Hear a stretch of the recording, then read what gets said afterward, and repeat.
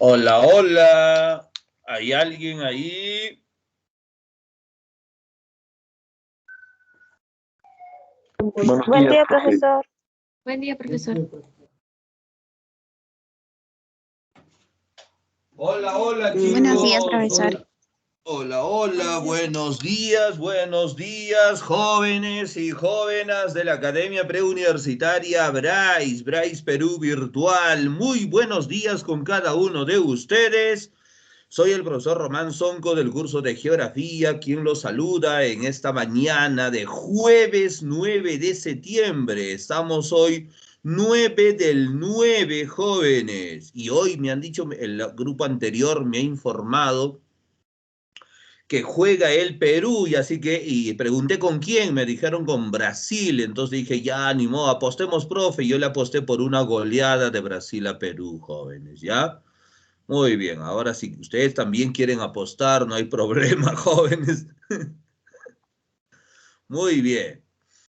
Vamos a trabajar el día de hoy, jóvenes. Espero que todos ya tengan la guía lista y presta. Ahí en la guía tenemos algunos temas importantes que conocer, que estudiar, que repasar, que profundizar rumbo a su evaluación, jóvenes, del mes de octubre. En teoría, todos ustedes van al examen de octubre, ¿no?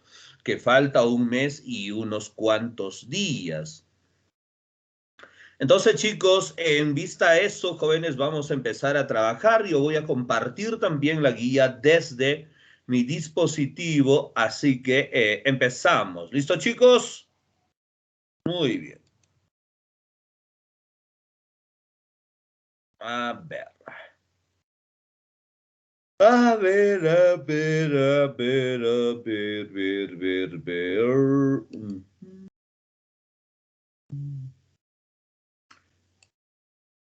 ¿Están viendo mi pantalla, chicos, o no? Sí, profe. Sí, profesor. Sí, profesor.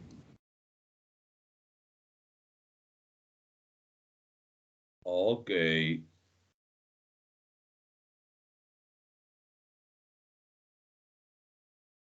Perfecto.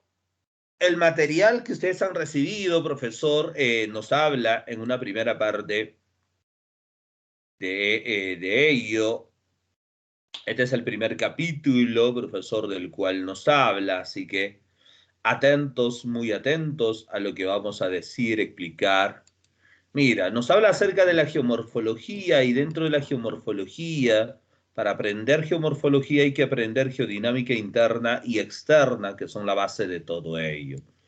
El francés Marc Derrue, jóvenes, nos dice que esto es parte de la geografía física o de la fisiogeografía, que tiene que ver con todos los tipos de relieves que hay en la superficie. Y sobre todo, profesor, con los procesos que lo crean y modifican. Cuando a mí me dicen procesos que lo crean, estamos hablando de la geodinámica interna. Procesos que modifican, de la geodinámica externa. ¿Entendido? Pero en un examen, jóvenes, no siempre las preguntas vienen con geodinámica interna y externa. Pueden venir con jóvenes con otros términos parecidos, pero que hacen referencia al mismo proceso. Por eso es importante que ustedes conozcan, profesor, los demás términos. Porque si alguien se dice solo geodinámica interna y externa, y luego les preguntan de otra manera, y entonces los alumnos como ustedes empiezan a maldecir al profesor, ¿sí o no? Empiezan a decir, ese profe no me dijo. Y empiezan pues a hacer todo un tipo de actos en contra del profe, ¿no? Entonces, no, jóvenes, ustedes tienen que aprender más cosas, más términos, ¿no? Saber inferir, saber llegar a una respuesta, porque ninguna pregunta, aunque sí hay preguntas también textuales, ¿cierto? Preguntas también memorísticas, pero sobre todo las preguntas son, profesor, para poder pensar, para poder razonar, para poder inferir, jóvenes, ¿no? Y la inferencia no solo se aplica pues en el RB, se aplica para todas las materias. Entonces, si te dicen geodinámica interna, te pueden decir fuerzas geológicas, tectónicas, fuerzas constructoras, fuerzas endógenas, también te pueden decir. Todo eso me pueden decir, claro que sí, mi estimado Pulpín. Y todo eso es geodinámica interna. ¿Ya? Todo eso, repito, es geodinámica interna. Ahora, te pueden decir, profesor de la externa, ¿qué me pueden decir? Fuerzas geográficas, fuerzas modeladoras, fuerzas exógenas, te pueden decir. ¿Todo eso hace referencia a la externa, profesor? Sí, todo eso hace referencia a la externa. Entonces, de cualquiera de esas formas uno puede preguntar, de cualquiera de esas dos formas puede venir la pregunta, jóvenes, con términos, sobre todo las preguntas de admisión. No sé si ustedes han revisado los del examen del CEPRUNSA, ¿no? Buscan algunos términos para ir confundiendo o haciendo que el alumno se equivoque, ¿no? Porque el pulpín, como ustedes, a lo mejor, pues, está nervioso, tenso y tantas cosas, y eso influye, y así que se equivocan, ¿no? Entonces, acá nuestros alumnos no se pueden equivocar, jóvenes. Así funciona, ¿ya? Estas fuerzas, profesor, internas o externas, van a determinar todos los relieves que hay en la superficie. Y un ejemplo de ese relieve que hay en la superficie es lo que están viendo en la segunda parte, que nos habla de quién, de la gran cordillera de los Andes. Justamente después del examen CEPRUNSA de la UNSA, la Universidad San Marcos en Lima también llevó un examen. Y había una pregunta interesante, decía, ¿cómo se denomina o cuál es? Algo así decía la pregunta. Yo estaba resolviendo también el examen de San Marcos. Decía, el plegamiento perioceánico más importante del subcontinente americano, y algo así decía. Pero había una concurrencia de términos importantes, jóvenes, ¿no? Que yo, claro, lo leí yo y me reí de la pregunta y di la respuesta, ¿no? Pero no todos tienen la experiencia del profesor. Entonces, ustedes, pulpines, tienen que conocer los términos, ¿no? Decía plegamiento. Ah, plegamiento, ¿qué es plegamiento? Perioceánico, ¿qué es perioceánico, no?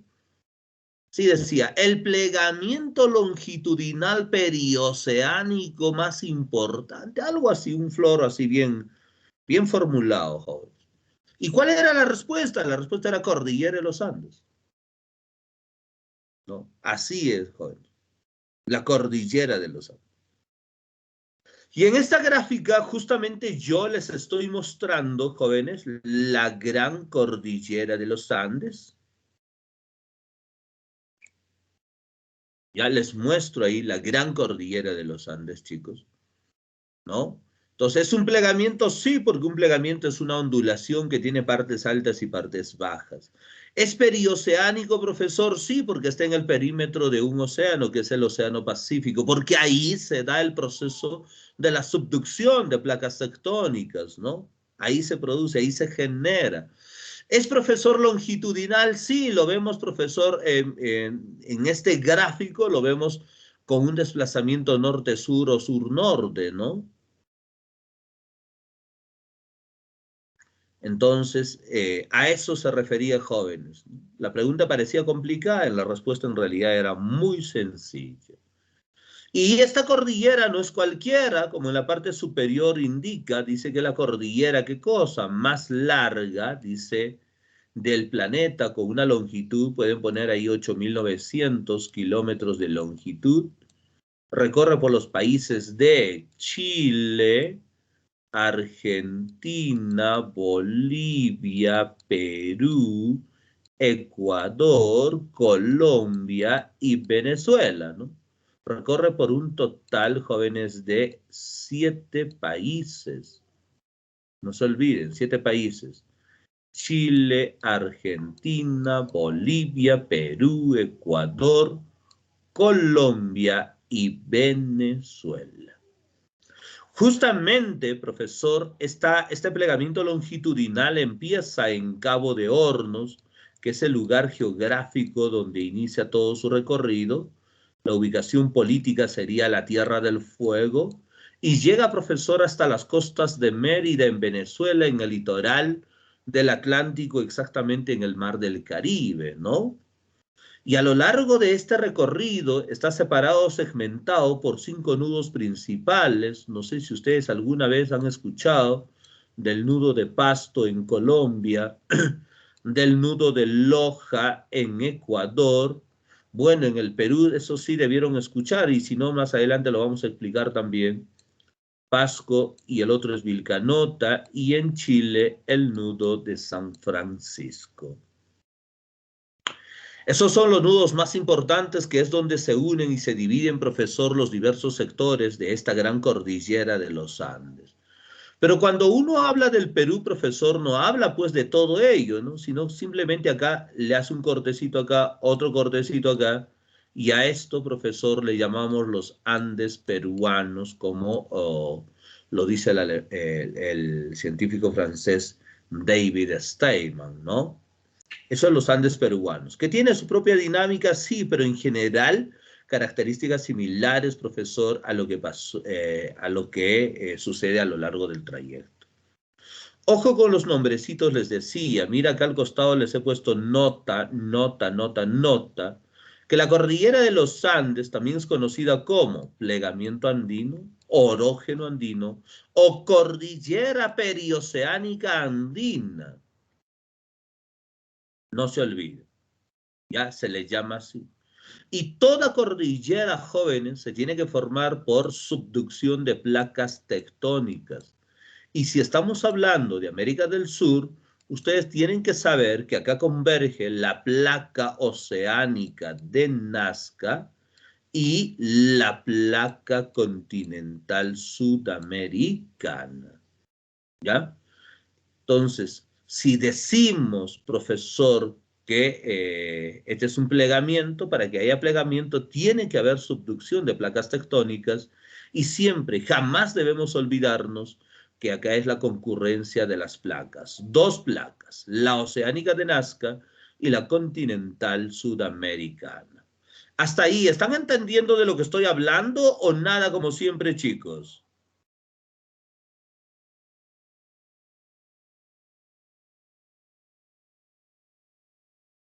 Sí, profesor, sí se entiende. Sí se entiende. Ok, ¿alguien tiene alguna pregunta, duda, inquietud, remordimiento? ¿Puedes repetir los nodos más importantes, por favor? En Colombia, Pasto; en Ecuador, Loja; en el Perú, Pasco, Vilcanota; y en Chile, San Francisco.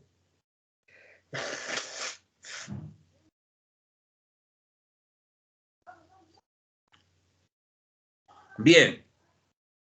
Y antes de hablar del Perú, mira, acá tenemos dos cuadros para llenar las cumbres. La primera, mira, en cumbres aparece con una C, colóquenle ahí Cotopaxi. Luego la CH de volcán es el volcán Chimborazo, así se le dice, el volcán Chimborazo, que queda en Ecuador. Cotopaxi también está en el Ecuador. Luego la otra C, profesor, de volcán también es el Cerro Mercedario en Argentina. La H de Huascarán, el cual estamos muy familiarizados nosotros. La C de otro volcán en Perú también, Coropuna. Es importante el Coropuna. El Illimani en Bolivia, ¿no? Y aquí está lo más importante, chicos, que es el volcán más grande de toda América del Sur, de América y del mundo, que se llama Ojos del... Empieza con S. ¿Alguien tiene idea?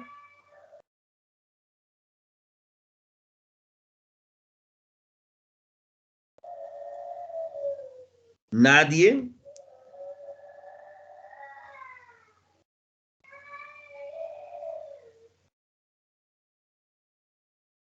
Ojos del Salado, jóvenes.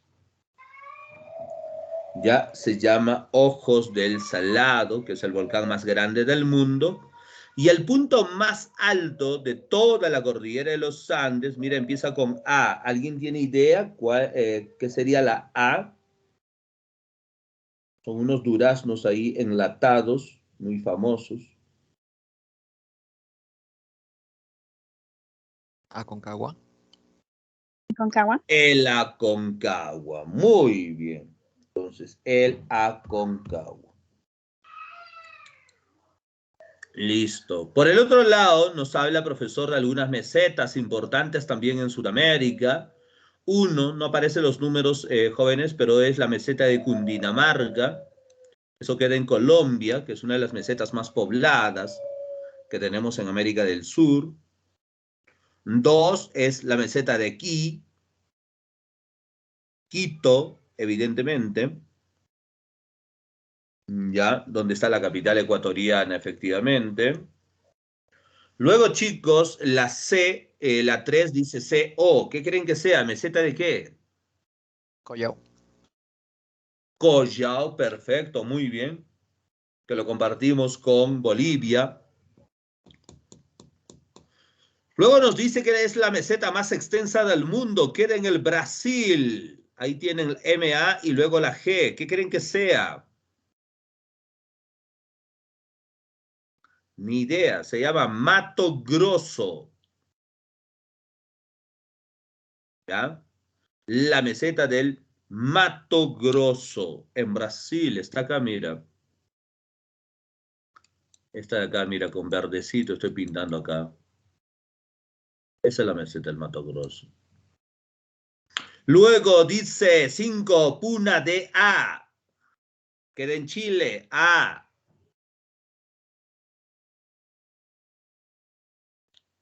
Atacama. Bueno, ustedes creo que no tienen idea de nada, jóvenes. La 6 dice Pata. ¿Pata qué? Me van a decir como el otro salón me dijo, Pata María, me dijeron.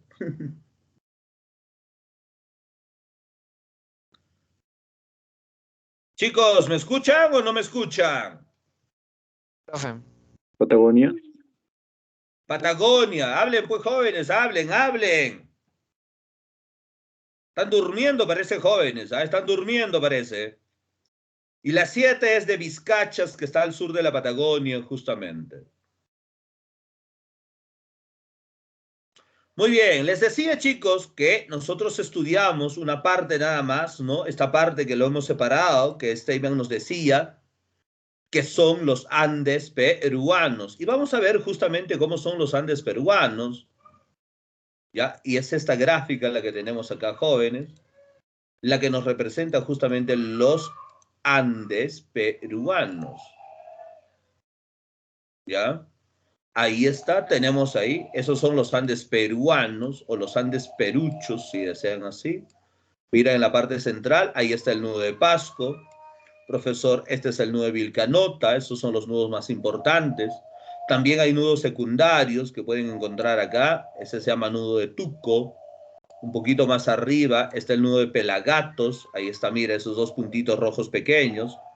El de abajo es Tuco, el otro es Pelagatos, y los que he puesto en el medio un poco más grandes son los nudos más importantes, ¿no? Luego, chicos, también tenemos, mira, el bracito que va por el lado derecho, ese bracito que estoy colocando de azulito, mire, se llama la cordillera oriental. El que va por el lado izquierdo se llama la cordillera occidental, así se llama, ya oriental y occidental. Y si hay una por el medio, evidentemente le diremos central, ya, que es muy baja, por eso a veces no se toma en cuenta. Por eso siempre se habla de la oriental y occidental. Y profesor, según Steinman, dividimos profesor de esta manera, ¿no? De Pasco hacia arriba son los Andes del norte o septentrionales.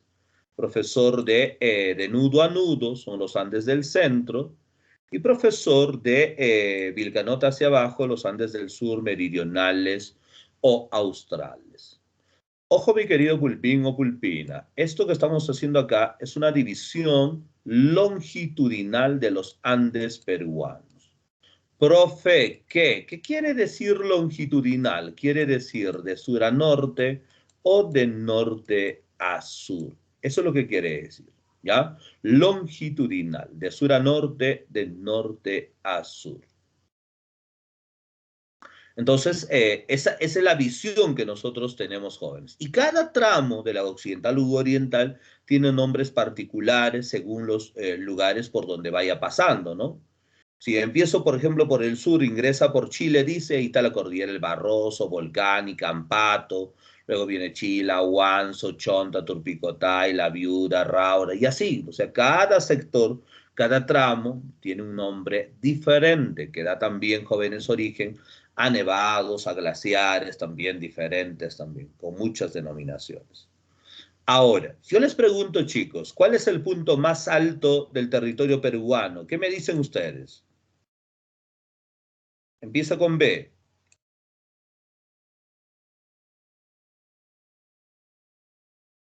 Batolito Huascarán. Batolito del Huascarán. Excelente. Muy bien. Respuesta correcta, respuesta Bryce. El Huascarán, jóvenes, es bicéfalo. ¿Qué entienden por bicéfalo? Doble cabeza. Dos cabezas. Ya, el Huascarán tiene cabeza, entonces.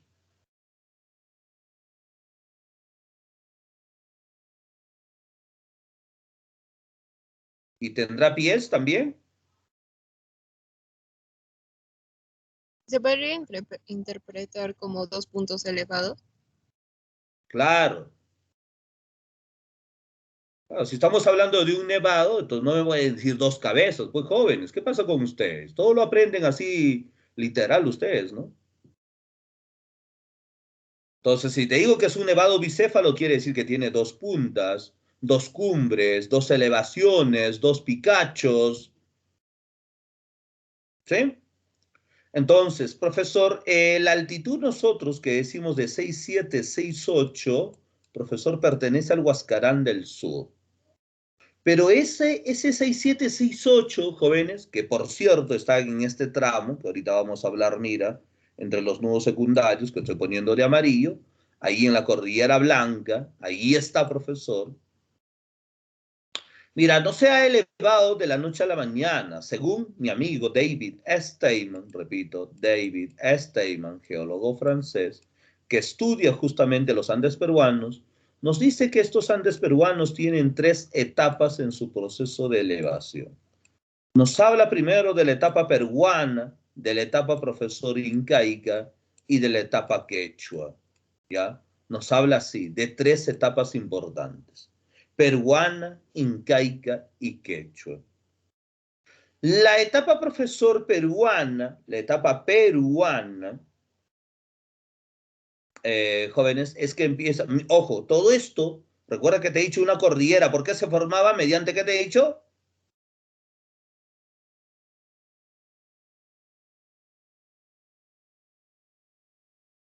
Gracias, se nota que están atentos. ¿Mediante la subducción? La subducción, muy bien, excelente. Respuesta correcta, respuesta Bryce, ¿no? Mediante la subducción de las placas tectónicas, dije. Y si es mediante esto, profesor, yo te pregunto, ¿será geodinámica interna o será geodinámica externa la formación de los Andes peruanos?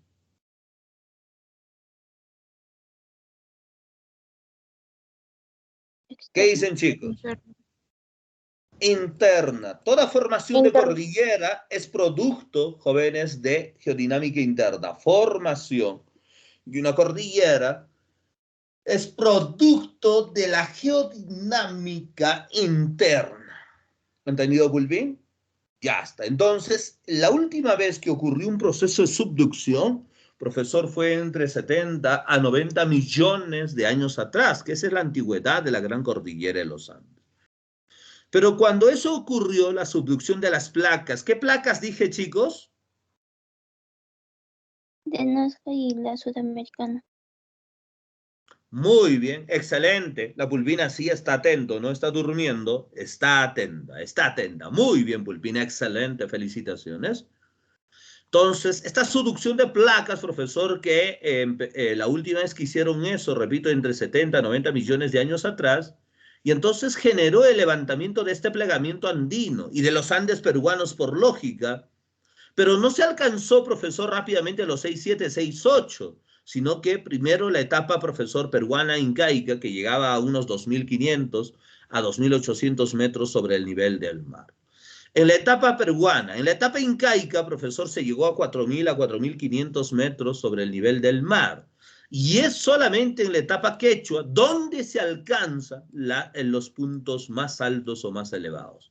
Vale decir, si alguien te pregunta, el batolito Huascarán, ¿en qué etapa de su proceso de evolución geológica alcanzó sus altitudes actuales? ¿Usted qué va a decir? ¿En qué etapa, Pulpín, Pulpina? En la quechua. Quechua. En la quechua. En la quechua. Muy bien, al parecer ya despertaron algunos más jóvenes, excelente, ya despertaron. Eso es positivo. ¿Y alguien sabe hablar quechua acá o nadie? Manan. Yo. Mana. Ruso. Solo Aymara. Dice, yes, profe, yes, dice. No tienen vergüenza de hablar su quechua, oye, jóvenes. El que no tiene de inga, tiene de mandinga, no se olviden. ¿Ya? Entonces, mire, jóvenes. Entonces, el Huáscarán terminó de elevarse profesor en la etapa quechua. O sea, profesor, hoy 9, que el Perú va a perder con Brasil. ¿Se sigue elevando el Huáscarán? ¿Qué dicen ustedes? ¿Se sigue elevando o ya no? Ya no. Ya no. Ese proceso ya terminó hace millones de años atrás. Por lo tanto, la cordillera de los Andes está sometido, dime, hoy 9 de septiembre, a la geodinámica interna o externa. ¿Qué dice usted, Pulpín? Externa. A la geodinámica externa. Ya Externa, está profe. sometido, profesor, al influjo o al flujo de la geodinámica externa. ¿Entendido, Pulpines? Entonces, de acá a 5.000 años, se me ocurre, ¿el Huascarán seguirá teniendo 6, 7, 6, 8? ¿O tendrá más o tendrá menos? ¿Qué dicen ustedes? Menos. Menos. Muy bien. ¿Y por qué menos? ¿Por la geodinámica interna o por la geodinámica externa? Por la externa. Externo. Por la externa. Muy bien. Ahora sí parecen chicos Bryce, 100% Bryce, porque están participando, jóvenes. ¿Ya? A mí no me gustan los mudos, ¿ah? Las mudas tampoco me gustan. Me gusta que participen, que hablen, ¿ya? Así, genial. Muy bien, chicos, excelente. Porque si no, si yo solamente hablo, jóvenes, me duermo. Así como ustedes, ¿ya? Entonces, excelente. Hoy, entonces, la cordillera de los Andes está sometida, profesor, a la geodinámica externa. Perfecto. Y, profesor, mira, acá en nosotros encontramos diversos tipos de relieves. Uno de los relieves más importantes es la que encontramos acá, miren, la cordillera occidental del norte, donde he marcado con amarillo, donde sale al sur el nudo de Tuco, el puntito rojo pequeño, y arriba el nudo de Pelagatos, como te decía, ¿no? Así. Pelagatos. Alguien me dijo, ¿por qué se llama Pelagatos? Ni idea, jóvenes. Supongo que pelan gatos ahí, ¿no? Entonces, mira, se divide en dos. Al lado derecho, profesor, está la famosa cordillera blanca y al lado izquierdo la cordillera negra. ¿Y por qué hago hincapié en esto? Porque había una pregunta en el examen Seprunza, jóvenes, ¿no? De hace pocas semanas, y decía justamente que hablaba de un proceso del calentamiento global, jóvenes, que decía que hay un retroceso glaciar y en el Perú era muy drástica la situación. Y muchos de sus compañeros me preguntaban, ¿dónde es drástica, profesor? Yo no he escuchado, que no, acá en el Perú no pasa nada. El hecho es que, bueno, estás en Arequipa y todavía estás pues en el paraíso, ¿no? Pero si ustedes se van a Ancash, profesor, donde está la Cordillera Blanca, y ahí se van a dar cuenta de cómo se han perdido los glaciares a lo largo de estos tiempos, jóvenes. Hay una pérdida enorme de glaciares, jóvenes. Ahí está el impacto del cambio climático, del calentamiento global hoy en día. Ahí se nota, porque en la Cordillera Blanca tenemos la mayor concentración de nevados y glaciares en el Perú, que casi llega a un número de 700 entre nevados y glaciares, chicos. ¿Y saben qué? No sé si ustedes conozcan esta zona, pero yo visité hace años, jóvenes. Entre la blanca y la negra está, jóvenes, el famosísimo Callejón de Huaylas. Y por ahí, por el medio del callejón de Guaylas, está pasando el famosísimo también Río Santa. El río Santa rompe a la cordillera negra y se abre paso y desemboca en el Pacífico, ¿no? Y hay un cañón, el cañón del Pato está por ahí también. Si yo te pregunto, el cañón que acabo de mencionar, el cañón del Pato, el callejón de Guaylas, yo te pregunto, ¿es producto de la geodinámica interna o externa? ¿Usted qué dice, mi querido Pulpín? Externa. Interna. Externa. Muy bien. Excelente. Porque, profesor, eso es erosión de tipo fluvial y entonces es externa. Entonces, mira, en toda esta parte, vamos a poner un poquito más grande, en toda esta parte, nosotros, profesor, tenemos lo que llamamos los valles interandinos. Y por el otro lado, chicos, por el otro lado, pegado a la oriental, todo esto, tenemos lo que nosotros llamamos los valles amazónicos. Pero estos valles, ya sean andinos o amazónicos, llegan solamente hasta el nudo de Vilcanota. Porque al sur de Vilcanota, mira, toda esta parte, ¿eso qué es? La gran meseta del Collao, ¿sí o no? Y en una parte del Collao, ¿quién está? Ustedes saben que está su lago Titicaca. ¿Cuántas veces han ido a veranear ahí a su Titicaca, jóvenes? Supongo que muchas veces, ¿sí o no? Muy bien. Entonces ahí está, mire, para que entiendan un poco de la morfología del Perú. ¿Se entendió lo que expliqué o no entendieron nada? ¿Entendieron el bullying que les hice también o tampoco entendieron? Sí, profe, todo. Todo bien, Profe. todo bien. Muy bien, Pulpines. Falta que no entiendan el bullying, no entiendan la clase, no entiendan nada. La Bien. costumbre.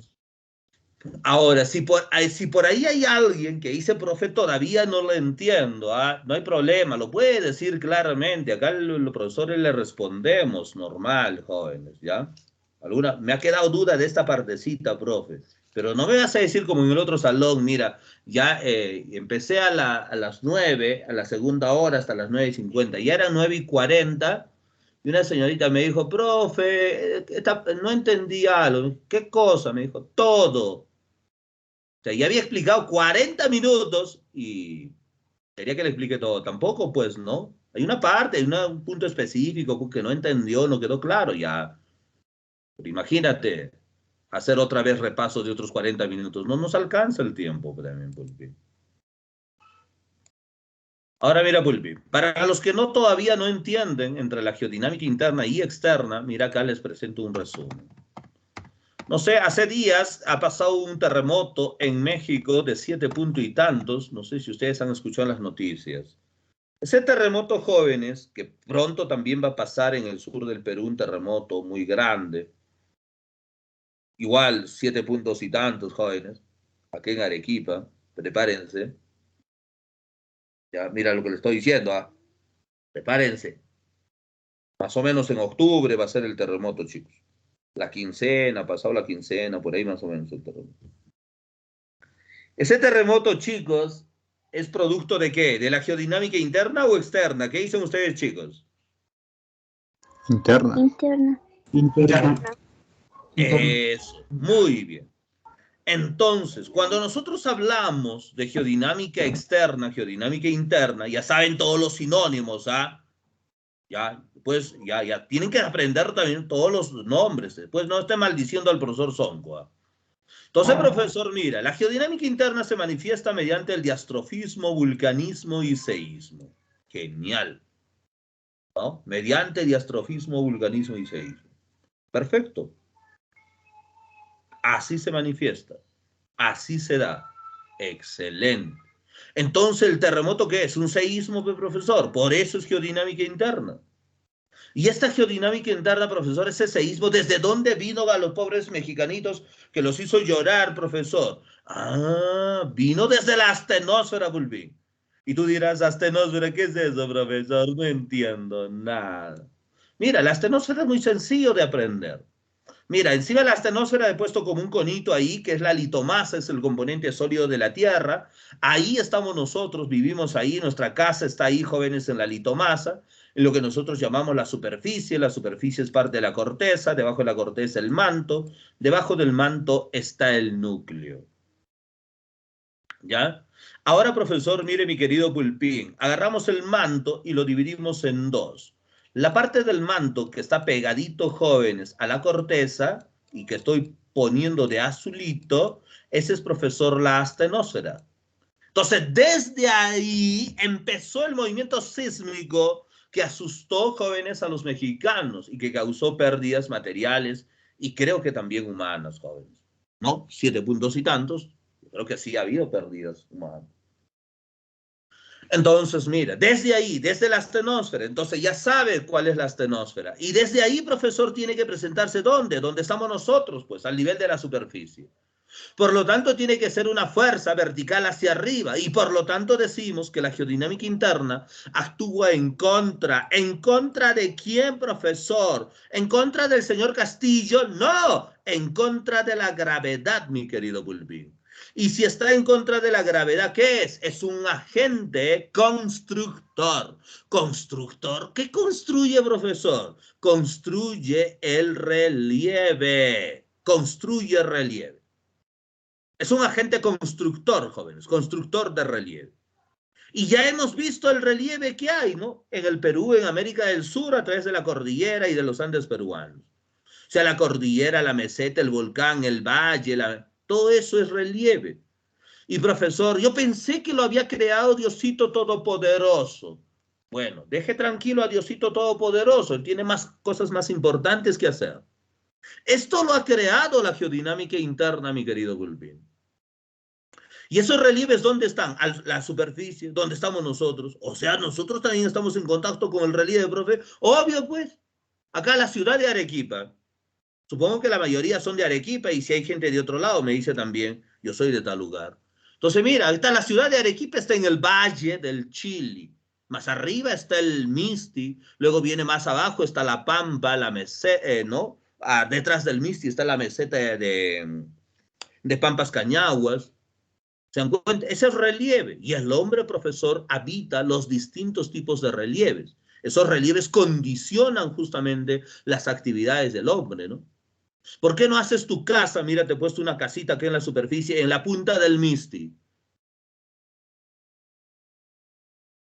Aunque en el otro salón me dijo, profe, yo ya estoy cerca a la punta del Misti, profe, me dijo un pulpín.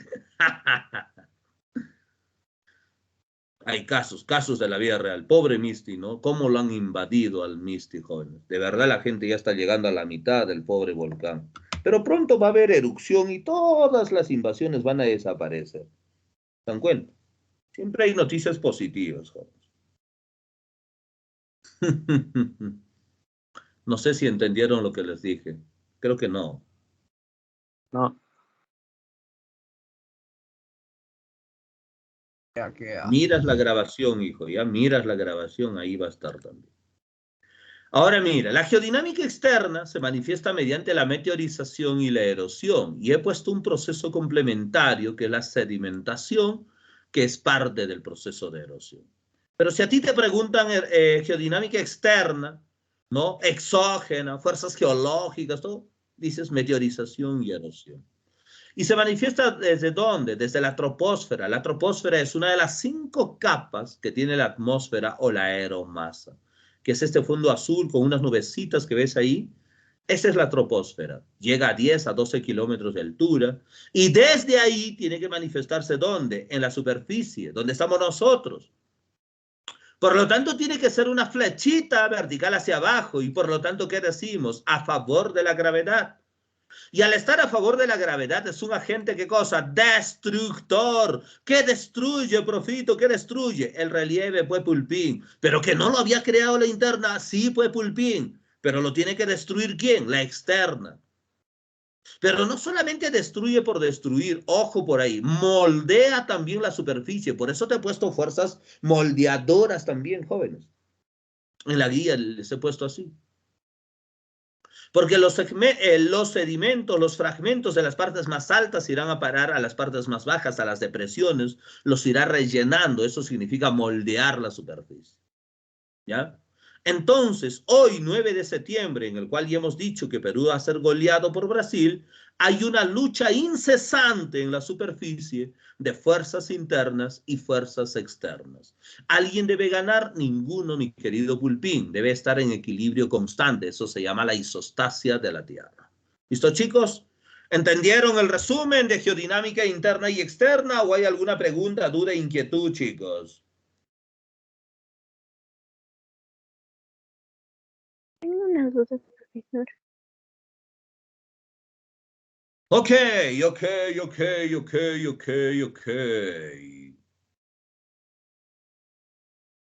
Ninguna, perfecto. Ahora quiero profundizar un poco en la geodinámica externa, que normalmente o con frecuencia no lo toco, no lo dejo pasar.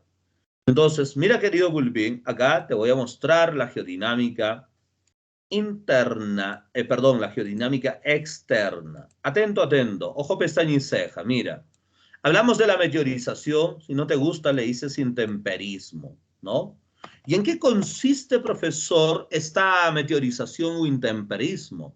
Te pongo, mira ahí, en la desintegración, fragmentación, en el rompimiento, si deseas así, mi querido Pulpín, ¿de qué? De las rocas, y por ende, ¿de qué? De los minerales. Saben que las rocas están formadas de minerales, ¿no? ¿O no saben, chicos? Sí, profe. Sí, sí. ¿Les han enseñado la escala de Mohs, el profesor de física o el de química, para saber la dureza de las rocas o no? Al parecer no. Ya, van averiguando, van estudiando, mire, jóvenes. La fragmentación de las rocas o minerales, ese es, profesor, la meteorización. Como usted se puede dar cuenta, vamos a marcarlo más gruesito acá, creo que con... mira acá. Usted se da cuenta acá, mira, ahí está la roca madre, o también por acá, jóvenes. Si esta roca madre, profesor, es granito y se fragmenta, se desintegra, y los fragmentos que ves por ahí, jóvenes, sigue siendo granito, entonces a eso se llama una meteorización física, ¿ya? O mecánica se le dice también.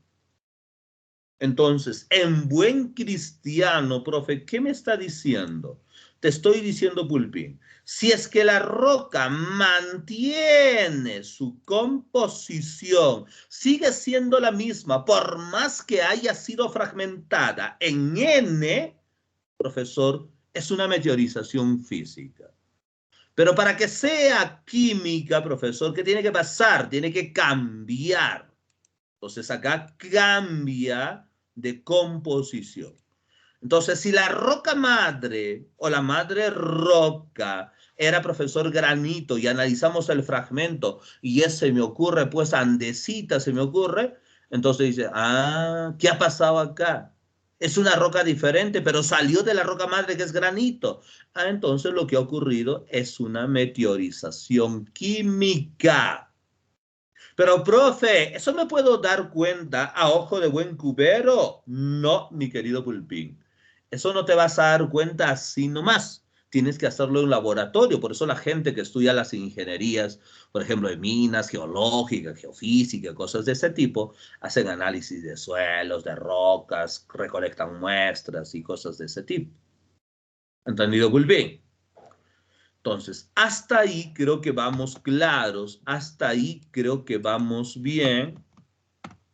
Y acá les muestro justamente este resumen, ¿no? De que la física no cambia o mantiene y la química sí cambia. Ahora, pero para que esto ocurra, mi querido Pulpín o Pulpina, tiene que pasar una cosa importante. ¿Qué cosa? Que tiene que haber un agente, un proceso y un resultado. El agente va a ser, profesor, el que te fragmente, el que te desintegre. El proceso es cómo te va a fragmentar y el resultado, en qué situación vas a quedar después de que te fragmenten. Me refiero a las rocas, por si alguien lo entiende mal lo que estoy hablando, ¿no? Entonces, repito, el agente, el proceso y el resultado.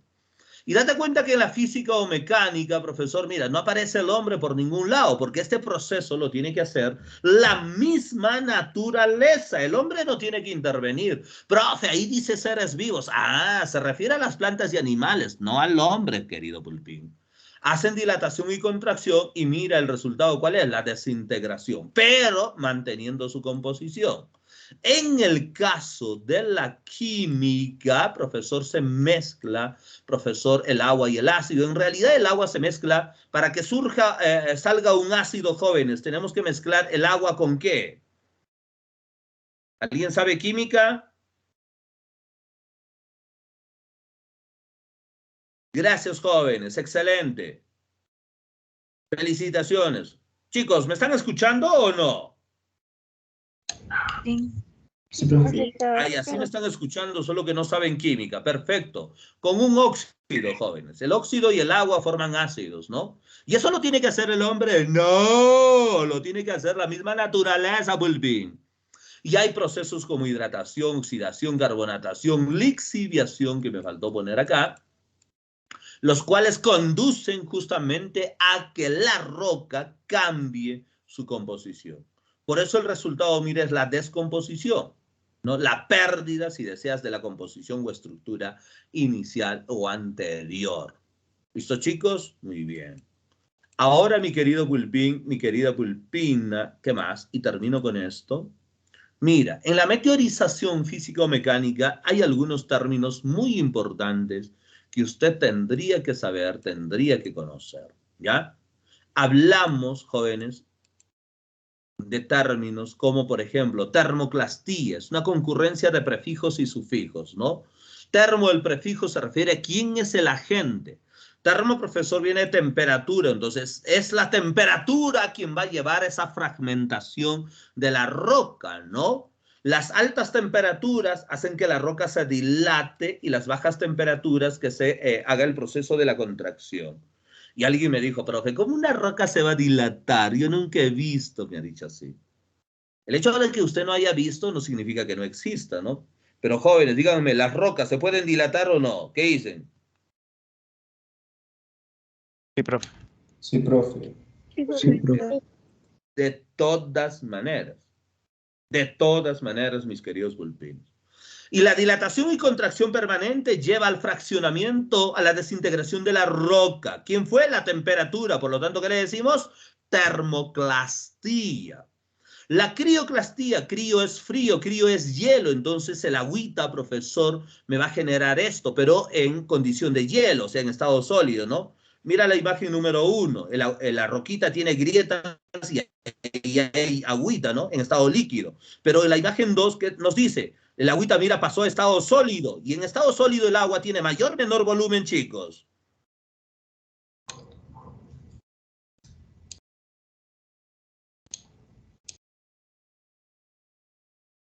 Oye, nada de física, ¿saben, jóvenes? ¿Qué ha pasado con ustedes? Tiene mayor volumen, jóvenes.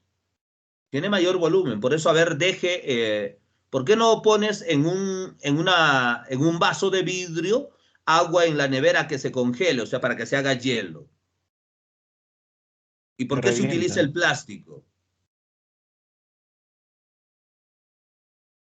Eso es justamente porque el agua, jóvenes, el agua congelada ocupa mayor volumen, el vidrio se va a romper, ¿no? Mientras que el plástico todavía puede ceder ante la presión, ¿no?